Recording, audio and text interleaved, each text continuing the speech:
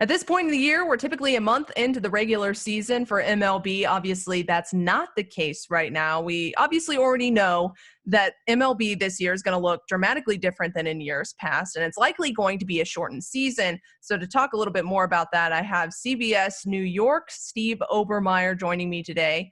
Steve, I want to ask you first off, given that a lot of contingency plans are being tossed around right now, how do you see this season playing out? I think what we're seeing here is that they are really moving forward with this contingency plan of having the entire season out in Arizona, which makes a lot of sense because they have all of the ball fields out there in Phoenix, as well as plenty of hotels to be able to house the teams and each of the players' families. That was a really big thing when talking to a couple of the players. They needed to have their families out there in isolation as well. If they're going to play an entire season, they have to have their families along with them. And Phoenix seems like the most likely probability for something like this right now.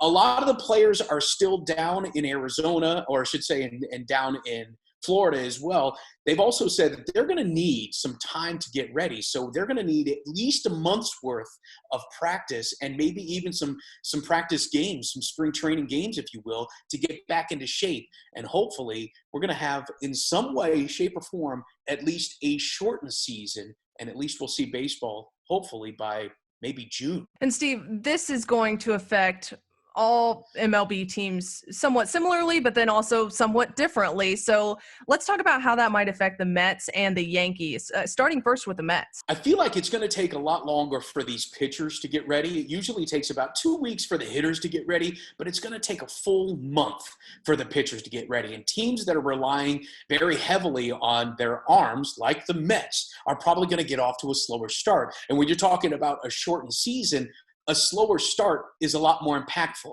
If you have a terrible April, terrible first 30 games when a 162-game season, that's not going to be as impactful. The fact that they might only play 60 or 80 games, if they can't get out of the gate right from the beginning, that could really hurt the Mets specifically because they're really pitching focused. And what about the Yankees? How do you think that it might impact them? It's funny, a lot of people think that the Yankees are beneficiaries of this because they've had a lot more time to heal. Remember, back in spring training, all of these guys were getting injured, and it wasn't going to be until June when some of these guys would be coming back. But I actually think that this is worse for the Yankees because this is a team that is built, again, for the 162-game stretch. Now you reduce that down into something that is a little bit more of a question mark.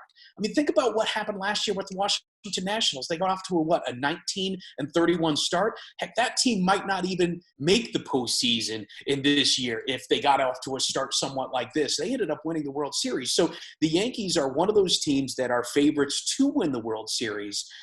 It's going to be imperative for them to get off to a fast start. And if their guys are still hurt and they still can't go through spring training as they need to, this is a team that probably could get hurt more than any other. Well, really, it's all still up in the air at this point. So we'll see in the next few weeks, maybe even the next month, how this all pans out. But Steve, thank you so much for joining me today and speaking with me on all things MLB. Make sure you keep checking back to CBSNewYork.com for the latest MLB news.